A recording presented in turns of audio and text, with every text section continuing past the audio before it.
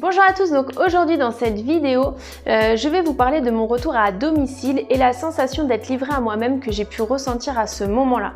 Donc pour petit rappel, j'ai été slivée en novembre 2016, je faisais 110 kg et aujourd'hui j'en pèse 65-66 et je vous partage uniquement mon témoignage, mais je ne suis en aucun cas professionnelle de santé et je n'ai pas de compétences médicales. Voilà. Alors pour en revenir au sujet, effectivement pendant le parcours préopératoire, j'ai reçu plein de conseils, plein d'informations, plein de petites choses à savoir pour le post-op. Plein de choses, mais tout ça en fait c'est de l'écrit, c'est du conseil et heureusement d'ailleurs qu'on a tous ces conseils bien évidemment parce que ça aide à comprendre les choses, ça aide à comprendre dans quelle dynamique il va falloir qu'on soit quand on va débuter notre parcours post-opératoire, etc. Mais concrètement, ça reste de l'information. Et quand je suis rentrée chez moi à J+5, il faut savoir que le seul repas que j'avais eu, c'était le midi et j'avais eu un bouillon à l'hôpital avec, je crois, un fromage blanc ou une compote, je sais plus, je crois que c'était un fromage blanc. Voilà, donc clairement, c'était pas de la gastronomie, j'avais pris 2-3 cuillères, je m'étais arrêtée, donc j'avais pas vraiment eu de vrai repas à l'hôpital, dans un milieu où je me sentais encore un petit peu en sécurité, si je puis dire, même si c'est pas confortable, même si on n'est pas à l'aise, je me sentais en sécurité dans le sens où je me disais, si j'ai quelconque problème, il y a l'équipe médicale, il y a le chirurgien, il y a tout le monde, il y a tout ce qu'il faut, tout le matériel et voilà.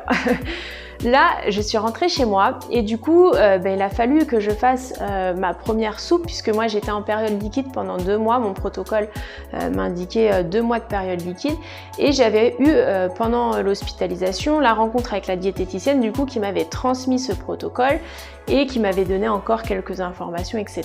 Mais du coup, voilà, je découvrais aussi le protocole, comment il fallait que je compose mes repas et surtout j'avais aussi beaucoup d'aliments qui étaient exclus. Donc voilà, je découvrais tout ça, en plus de la panique finalement de se dire mince, maintenant je suis toute seule, il faut que je gère, etc.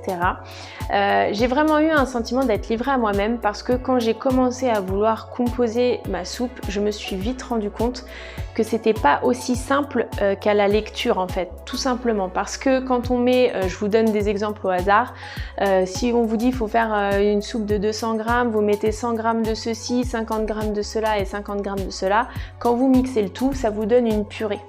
Et moi, il fallait que ce soit du liquide. Le médecin avait bien précisé, je veux du liquide, je veux pas de la purée, je veux du liquide.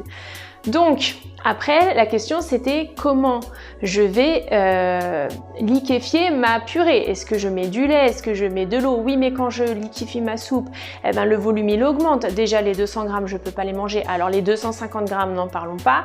Oui, mais si je les mange pas, je n'ai pas mon apport de protéines. Et voilà. Et là, la pression est montée, les questions se sont accumulées et bien évidemment avec la peur, le stress, le retour à domicile, les émotions qui font les montagnes russes, c'était les larmes, j'ai beaucoup pleuré, j'étais à la fois contente de retrouver ma famille, etc. Mais j'étais vraiment paniquée à l'idée de me demander comment j'allais gérer.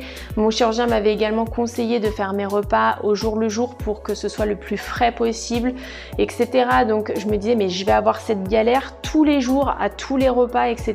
Donc ça m'a paru en fait une montagne. Je me suis dit mais comment je vais faire pour gérer, ça va être impossible. Enfin voilà, clairement le premier soir j'ai vraiment eu un sentiment d'être livrée à moi-même, quoi, de me dire ça y est, non seulement il n'y a plus les médecins, il n'y a plus le cadre qui te sécurisait, mais en plus de ça, finalement ce que tu pensais maîtriser, parce que concrètement faire des repas équilibrés, j'avais eu plusieurs suivis, donc en soi, je savais composer des repas équilibrés, donc le protocole qu'on m'avait donné me paraissait pas compliqué à mettre en application. Le seul truc où j'étais sereine dans ma tête, finalement, c'est retrouvé à être le truc qui me prenait le plus de stress, enfin qui me paraissait démesuré, quoi. Donc voilà. C'était un sentiment qui était vraiment déstabilisant, je m'y attendais pas, ça m'a fait beaucoup de larmes pendant plusieurs jours. Après, bon, je vous rassure, j'ai trouvé des astuces à force d'essayer, réessayer, etc. Aussi les goûts, parce qu'il faut savoir qu'un aliment, quand il est mixé, j'ai découvert ça, n'a pas du tout la même saveur que lorsqu'il est solide. Et parfois, il y avait des aliments qui pouvaient m'écœurer, alors que ce sont des aliments que j'aime quand je les mange de manière solide. Mais lorsqu'ils sont broyés, mixés, je les apprécie pas du tout. Donc voilà, c'est tout un tas de choses qu'il faut prendre en compte et auxquelles je m'y attendais pas. je me disais mais mince, non, c'est pas possible. Enfin voilà, je me sentais totalement perdue. Après, comme j'avais expliqué, j'ai aussi eu une période où le poids a stagné pendant une semaine. Alors du coup, je vous raconte pas, ça a été vraiment un début... Vraiment, j'étais pas bien du tout, j'étais très stressée. La pression aussi de me dire, mais ça c'est moi-même qui me suis mise la pression, qu'on soit bien clair, personne me l'a mise. J'étais toute seule et je me la mettais toute seule moi-même.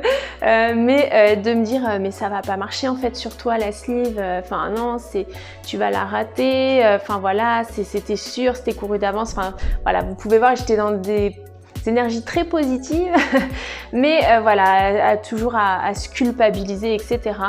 Donc voilà, c'était une période assez compliquée et je voulais vous en parler aussi parce que pour toutes les personnes qui sont dans cette situation, vous dire que voilà, ça arrive, qu'il faut s'accrocher parce que après voilà, le mieux arrive et puis petit à petit on a besoin aussi d'un temps d'adaptation et de prendre ses repères. Voilà. Et puis quoi qu'il en soit, il y a toujours aussi la solution d'appeler la diététicienne ou le médecin pour avoir des conseils si on se sent aussi trop perdu. Voilà. Pensez à me dire en commentaire si vous aussi vous avez vécu un petit peu ce moment-là ou me dire au contraire si pour vous ça a été bien tout de suite et auquel cas c'est top. Pensez à liker et à partager et je vous dis à demain pour une prochaine vidéo.